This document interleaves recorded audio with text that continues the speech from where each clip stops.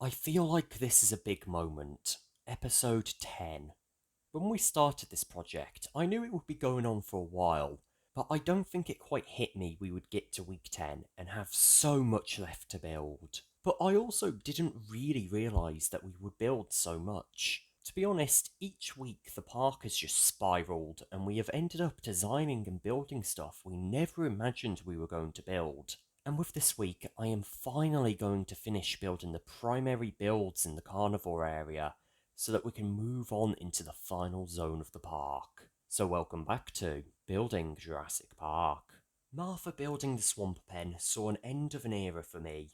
Back in week 3, when I started building the carnivore area, I was just living out of these 4 double chests and crafting table. But now it is time to move them, and by the end of the 10th week on the server, I had moved the contents of the chests into our storage system.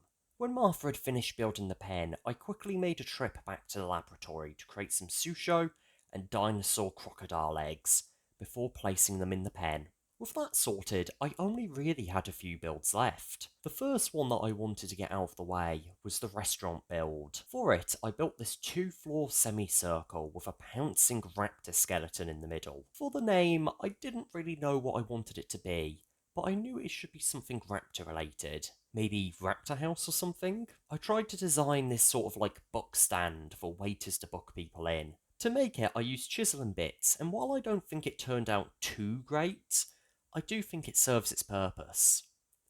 I did actually at one point have to rebuild a large part of the room because I stupidly made one side way too short.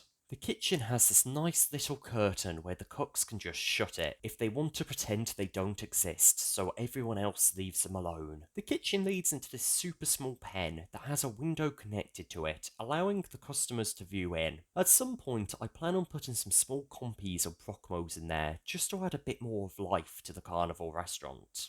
Once the restaurant was finished, I sat down with Martha and we designed a new plan for the park, so that as we began building our third zone, we would actually know what is going on with the rest of the park. This is especially handy for Martha because she had made it her goal to build a road and path system all around the park, and this dramatically helps her plan out the roads, so she doesn't end up building through any future pens. Martha also went on a bit of a building mayhem, running around the park building a bunch of stuff. First off, she built the beach of this little ice cream truck. While in that area, she also started work on the dock where visitors will arrive via boat. The plan is that when you spawn there, you are on a docked boat and you can come off the boat to start exploring. She also went to build the car park for the carnival zone, which is by far the biggest car park in our build. She also went and built her own restaurant in the herbivore zone that has this giant window letting you view a large sprawling cave.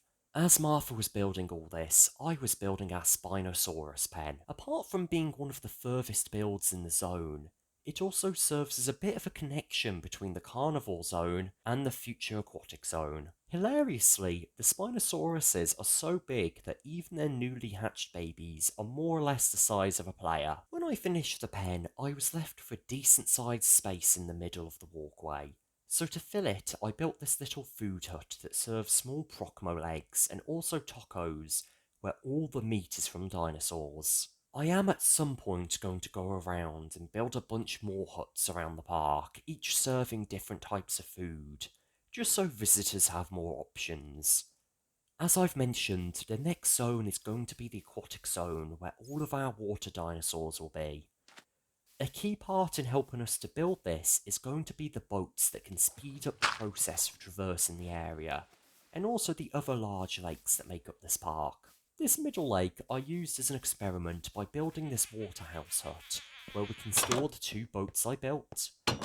The first one is a dinghy that I simply can't work out how to get the engine started for. The other one is this riverboat that has the Jurassic Park symbol on the side of it. Now, this one I can get the engine to start, but I somehow can't make it turn. I'm sure there's a way to get both of these working, but I'm going to have to do some experimentation first. For now, I'm happy to leave them inside their dock. Martha would end her building rampage by building this hut on the far side of the long neck pen, which would serve as the boarding bay for a new attraction, See, the mod has the ability to put cars along guided tracks just like in the film, so I went through the longer neck pen and placed down all these tracks for it. It's not exactly the most exciting build we've done, but I think it looks really cool, and honestly, I just love it. With that done, I only had one thing left to really build for week 10. That was something I had been wanting to build for a long time, the GIGA pen. The location for this would be wedged between the T-Rex and the Spinosaurus enclosures. Size-wise, this was going to be one of the largest pens yet, far bigger than the T-Rex due to just how massive the GIGA is. Eventually, I got the pen ready, but before I could place the GIGA, Martha had her own problems related to one. I do bring me a gift. A nuke? No, I think a nuke might be a bit overkill. Just a small one. No, normally that's me who's requesting it. Right, If it wasn't, it'd be up, north, from where you are. Come in. I see you. Right, come to me. Where's this T-Rex? Or fucking Giga or whatever it is. Yeah, where's this Giga? Oh my god, that's where it is. Okay. Okay, I think you've lagged for me. Oh, no, yeah, Martha, I'm behind you. Come back. You come back, Martha. Come back. What are you doing? I'm behind you. You've got a rocket launcher. What is that? A gun. Yeah, that is 100% a Giga. We really should have brought a tranquilizer, but well, it's too late. Shoot. I don't matter. Okay, Giga down. Get the other one. Giga down. Advance. Oh. Have you lagged? Yeah. Okay, I'll admit these might be a bit powerful. Martha. Yeah. You know how we've been getting lag occasionally? Yeah. Do you think it might be them? Yeah. I'm being attacked by a zombie. Hang on. That was a bit of a shock for us. We hadn't really seen any wild carnivore dinos near the base since we started the park. Of course, far out towards the swamp and the jungle, there were plenty of carnivores, but the fact we were seeing them this close to the base proved just how far out we had built, and that we would definitely need a wall or some sort of barrier to stop them from wandering too close to us again. It also made us realise that we could finally fight back against them. That was all I had done in week 10, but before I end this video, I want to quickly recap on what we have built over the last 5 weeks. My main focus has been on finishing the carnivore area, which has seen me build close to a dozen new pens and well over a dozen new dinosaur breeds. We had the raptor pens that will have goat launchers, a large pen containing several different species of dinosaur, spino pens that are half water, and so much more. And of course, the Dinosaur Fight Club, which took just so much time to build.